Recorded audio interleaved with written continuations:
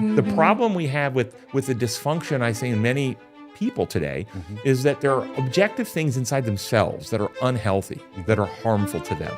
Yep. And rather than owning, dealing, resolving, and removing them, they instead try to get other people to validate them in their dysfunction. Okay? An examination of self, asking the Holy Spirit of truth to help you understand what are the issues in myself that I need to address. Where am I out of harmony with your design for my life, Lord? Yep. Help me understand what actions that are mine to take. No, you threw out the question, coping mechanism. What do you mean by a coping mechanism? So- I don't actually like that term at all. Okay. And I usually shoot it down. Okay. Yeah, I Well, have some and feelings about it. Okay, and that's What? fine. I have some feelings about it myself. So, because what does the term coping mechanism imply? Okay.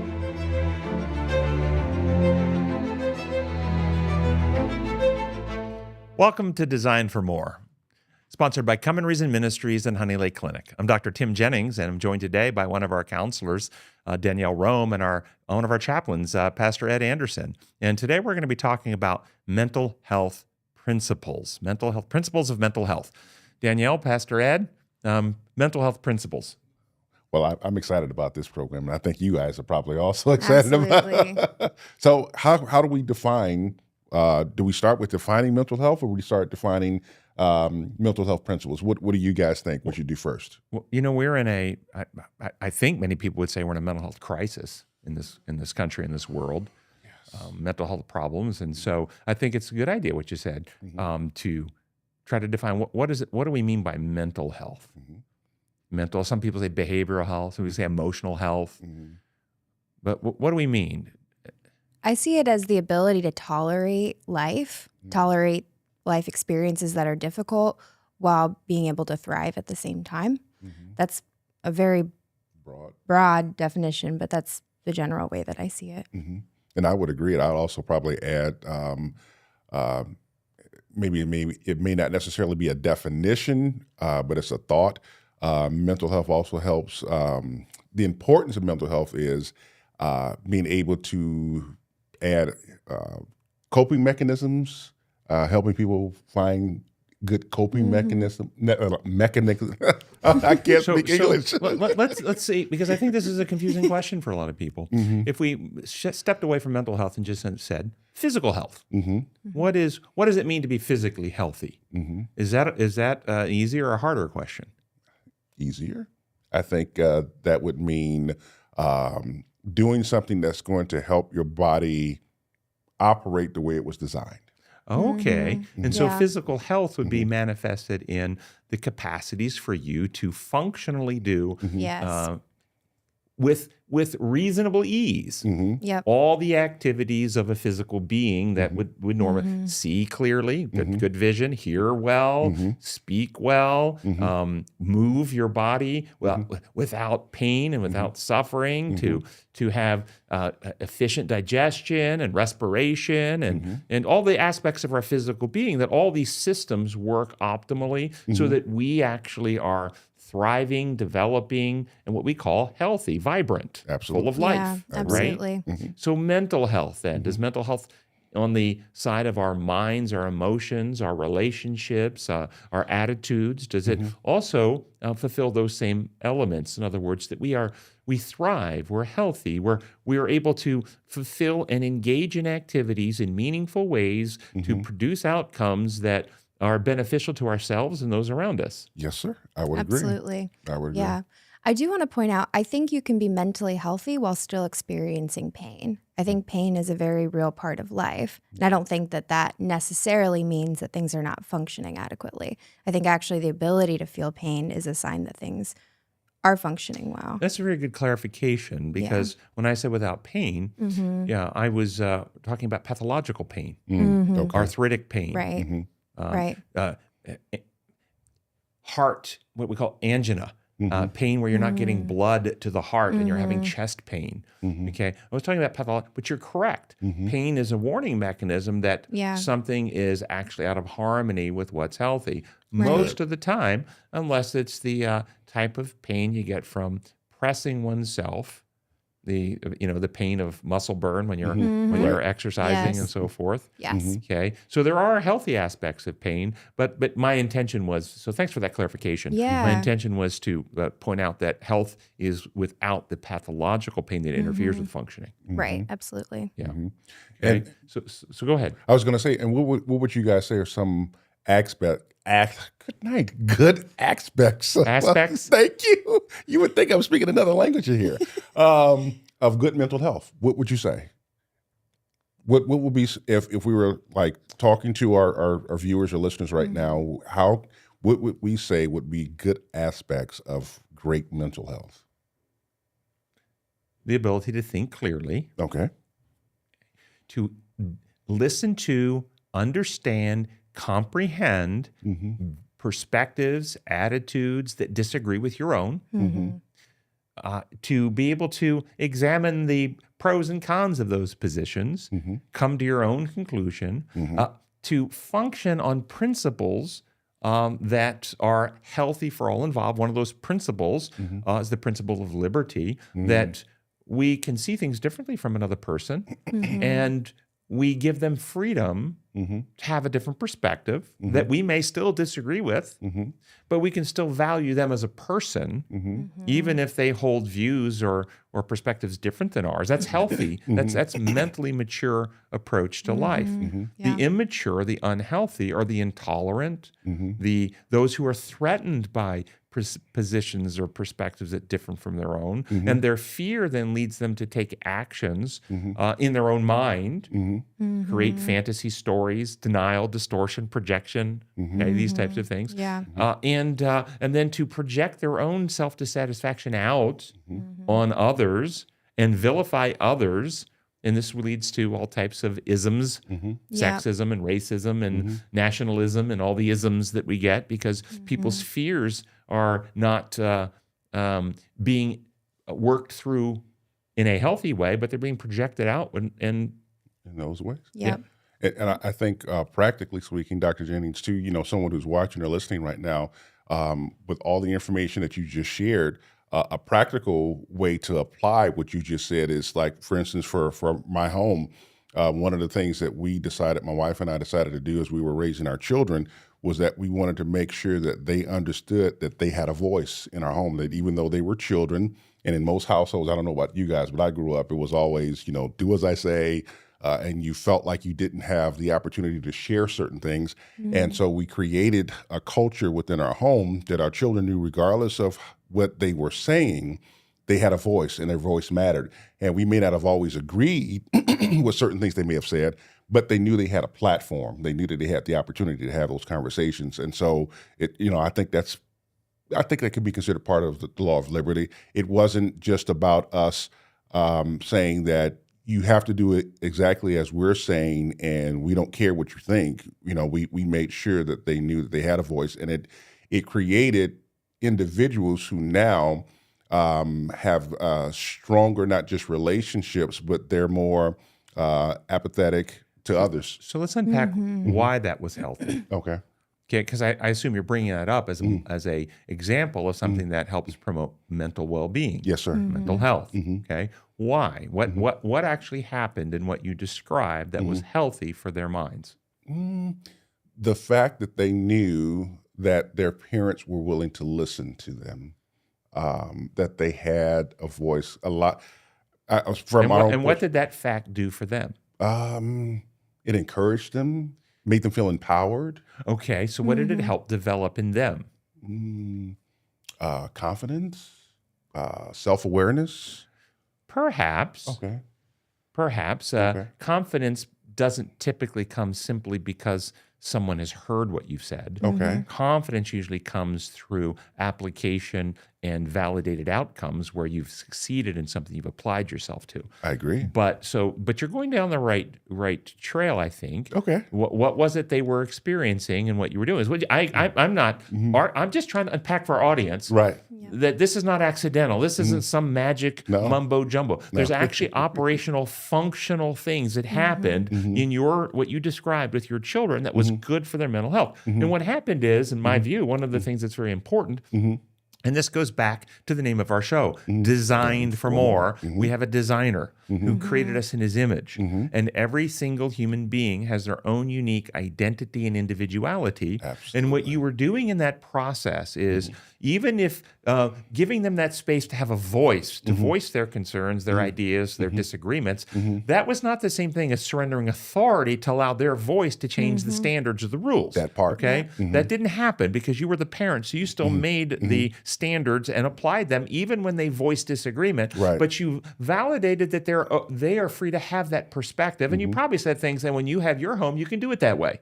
You probably said things like that because my parents did that to me too, right? Right. But in right. my home, this way. So thanks for sharing that. You haven't persuaded me that your way is better, but you know what? You're free to have that perspective, but we're still doing it my way. Okay? But here's the thing, though, Dr. Jennings. Sometimes the only thing I just want to interject. Sometimes they did have a good idea that I had to consider. So right, I'm just and, saying. exactly. But yes, but the point being is, you validated their individuality. Yes, sir. Yep. You didn't crush their individuality, their will. You didn't require conformity. You didn't indoctrinate them to become little mini yous. Right. Okay. Right. So you help them think for themselves, understand, express themselves, and it's okay. It was safe to do that. So that's what was healthy. Their own sense of self was emerged, validated, and it was okay to have disagreement without punishment. Right. Okay. Right. But that didn't mean they got their way. Right. Yep. Okay. Right. That's the healthy piece. Yeah.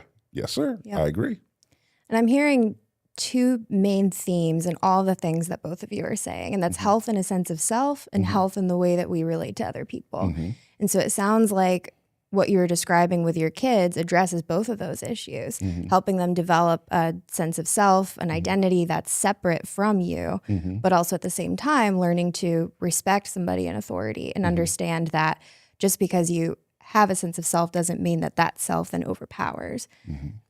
So health on all aspects Yep. only possible in harmony with the laws of health.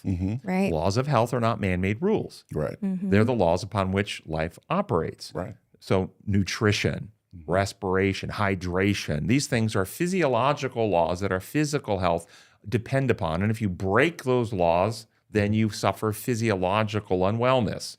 Correct. Okay, and for mental health, this is why we have Designed for More, because the 4 domains all impact mental health. The physical body, when it's unwell, absolutely impacts mental health, and we can have mental illnesses that are directly caused by physical problems to the body. Alzheimer's disease, which is damaging the brain, for instance, schizophrenia, which is a brain-based illness, okay, and many more. Thyroid issues or hormonal issues that affect the brain's function and cause significant emotional and mental problems to people. Okay, so physical unwellness will begin eroding mental wellness. Okay. And we've all experienced that. If you've ever had a flu, a fever, you are not mentally your sharpest. You don't want to take an exam with a flu. No. Okay, you don't want to deal with heavy problems. I can't handle that right now because your brain capacities are undermined by the physical sickness you're working through. So physical health is important for mental. That's why what we do at Honey Lake, we're always doing all types of things that are physiologically healthy for people: diet, exercise, nutritional supplementation, and so forth. Yep.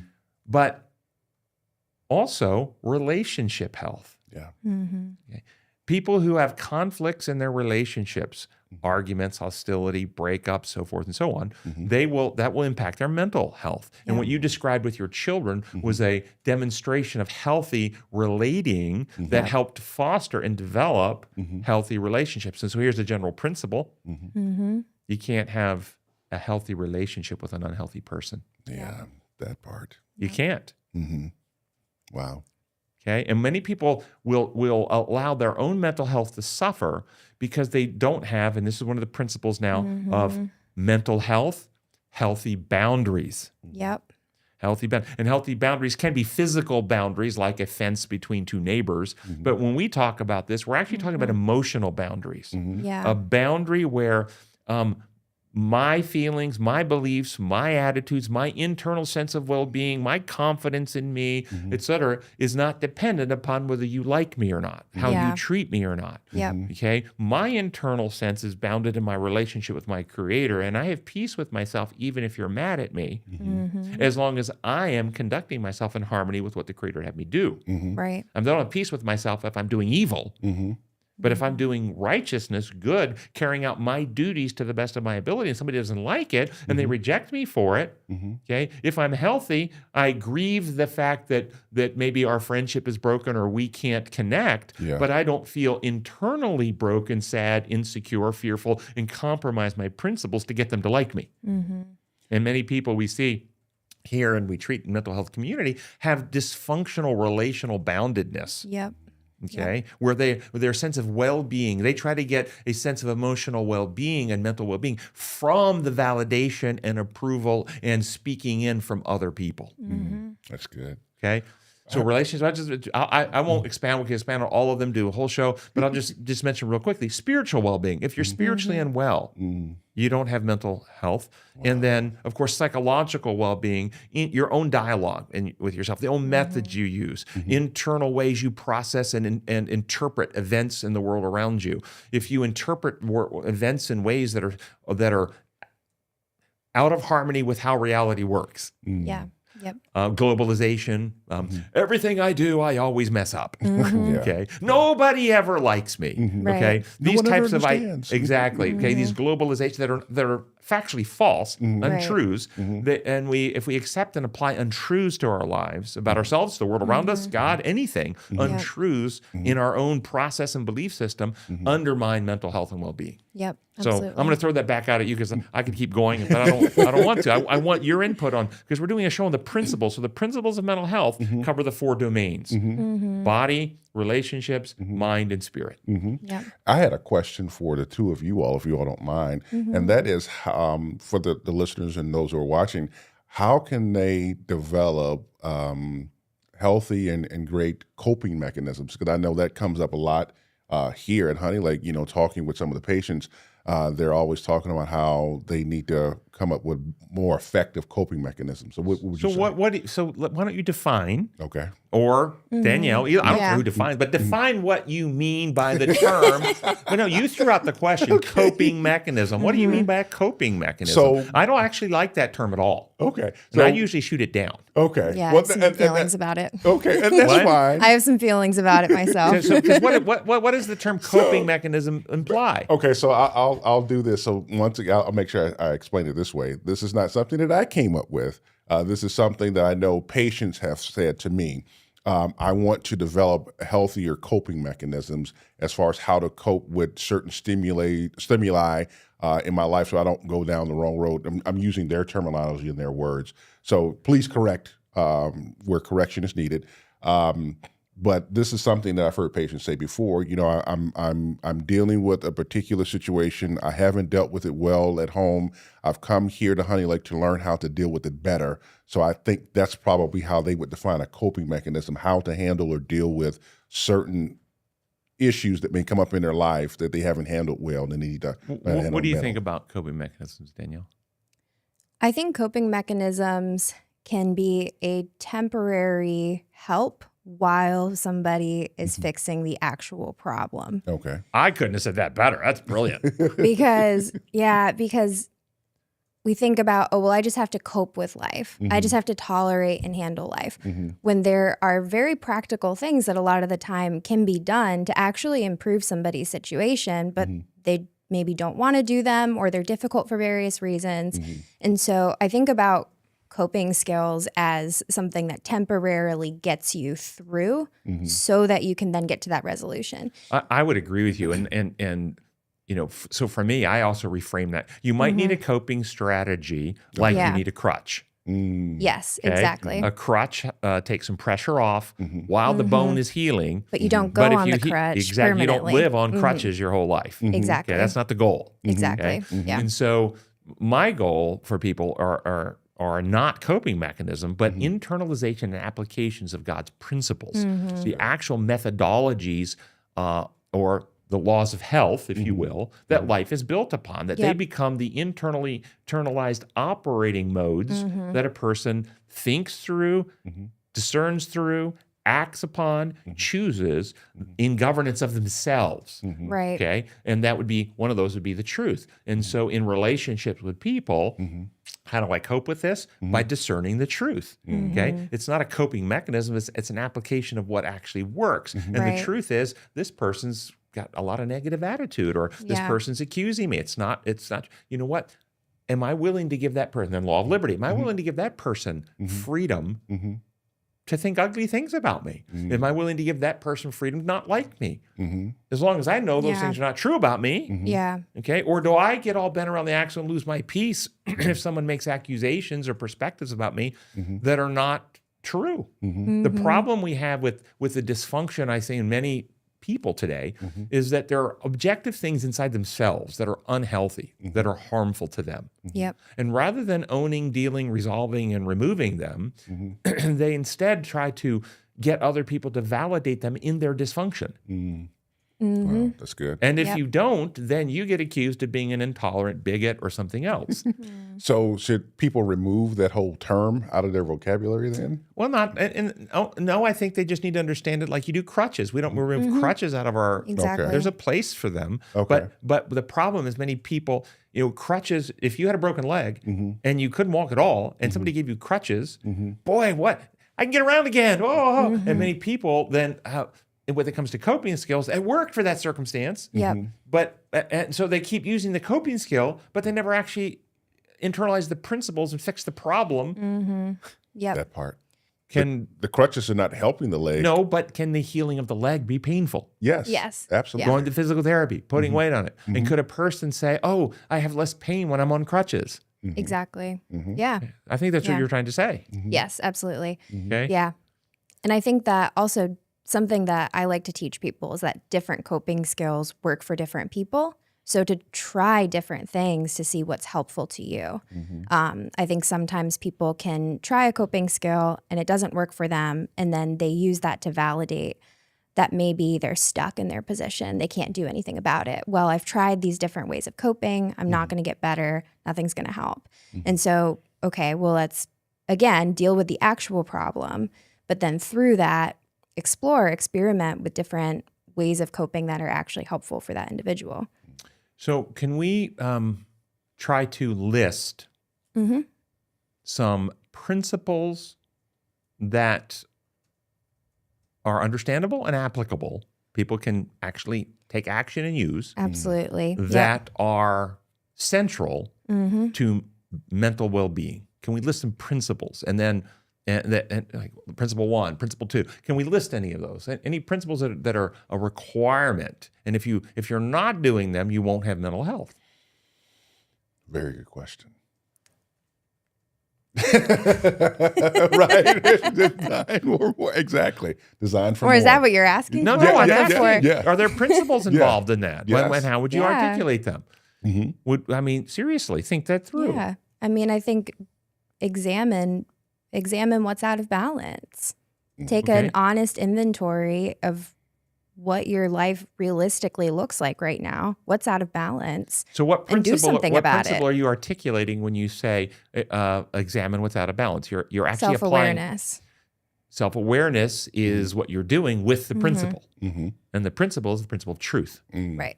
Okay, you're applying truth to self. Yes. So the principle is the principle of truth. Right. Okay, and so you're exactly right. I'm not in any way disagreeing, but we want to help people understand the principle. You cannot have health if you're not being truthful. Yep. And truth ultimately, first application is to the self. Yep. Okay, an examination of self, asking the Holy Spirit of truth to help you understand what are the issues in myself that I need to address. Where am I out of harmony with your design for my life, Lord? Yep. Help me understand what actions that are mine to take. Yep. And some of the health problems people have, it is not theirs to fix. The blind man can't take an action to fix his blindness. Yep. Okay? Yep. So not every health problem, but to the place there are things, okay, Right. that's what we want to ask. Is there something in my life that is within my power to make change in my attitudes and my perspectives and who I'm blaming? Are there forgiveness issues I haven't worked through? Are there guilt issues I haven't worked through? Yep, exactly. Okay, so the application is self-awareness. So this is the application of the principle of truth Yep. on all domains. Yep.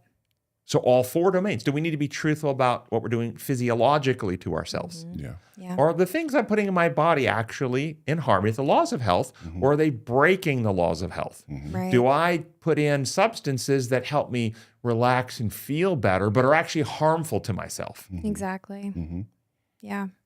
Yeah. Would you say, Dr. Jennings, that I don't know if you would consider it a principle, but it's a law, the law of liberty? Would you consider that? Okay, so that would then go, yes. Okay, so the law of truth. I want to be truthful, truthful myself, truthful in my dealings with others. Yeah. Okay, but the law of liberty goes to the boundary questions. Yep. Do I give other people freedom to have their perspectives and still love them? Do, love them, but not necessarily trust them. Yep. Okay, many people confuse this. That's an application of liberty as well. I can love somebody I don't trust. Think about a parent with a child with a drug problem who's been stealing from the parents to pay for the drugs. Yeah. Most parents, and I've dealt with a lot of these, love those kids and just pray so hard for those kids to get into recovery and to get healthy again. Their hearts just are aching over them because they love them, but they do not trust those kids. Right. Okay, because the kids are untrustworthy. Right. Okay, and so so setting boundaries. Okay. Yep. That's Absolutely. an application of law of liberty. And as a parent, you said, you ever discipline a child? Yeah. Yes, sir. Did you ask permission from the child? You won't be mad at daddy if daddy puts you in timeout, will you? Well, there was one time. No, I'm just joking. Yes. Or did you give the child freedom to be mad at you? Did you say, you know what? I love you enough to allow you to be mad at me if you need to be, to give you the discipline, not punishment. Punishment comes from the word punitive, means to exact vengeance upon. Discipline comes from the root disciple, means to Yep. teach. Yep. Okay, so you love your child, so you discipline, but they might get mad as a child. They might not understand. They might think you're the meanest daddy in the whole world. I'm never going to speak to you again. Do you give them the liberty to have that attitude if they want, or are you held hostage by the fear that they might be mad at you? I've had parents who are very dysfunctional and harmful parents because they don't apply the law of liberty and they need the approval of their children. So they've actually said things. You won't be mad at daddy if daddy puts you in timeout, will you? Which is destructive to the developing child because they're now violating a principle. Yep. Okay. Wow. Okay. So truth, liberty. Are there other things? I mean, we want to give people actionable things they can do.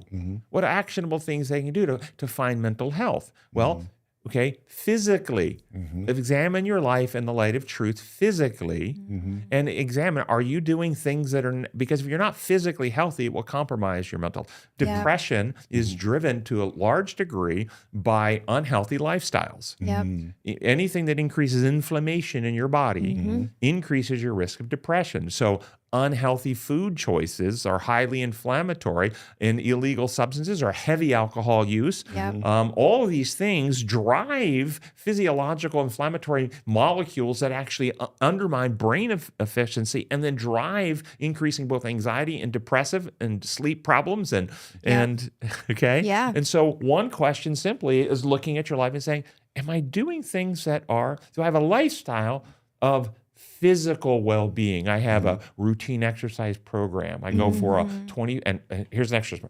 25-minute walk 4 to 5 days a week. Yep. That's You good. can do more, but that is shown to be beneficial. I get 17 hours of sleep every night. That's a physiological requirement. Yep. I get reasonable amounts of non-burning sunshine.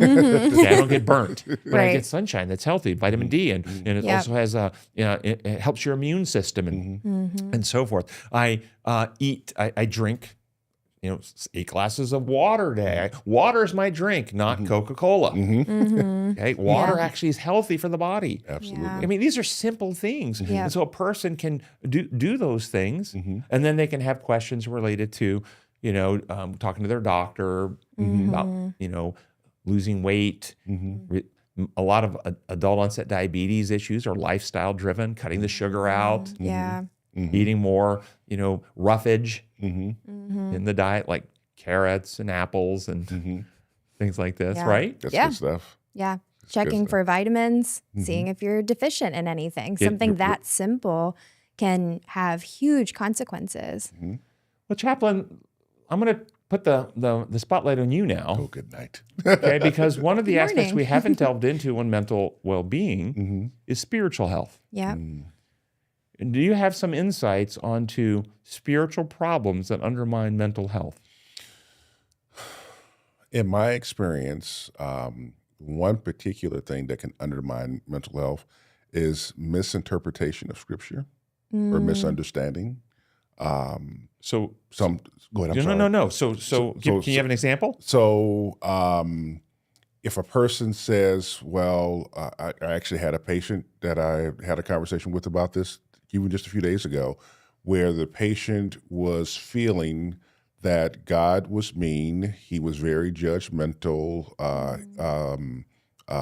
He hated the patient, but the patient saw Jesus as loving, compassionate, and caring.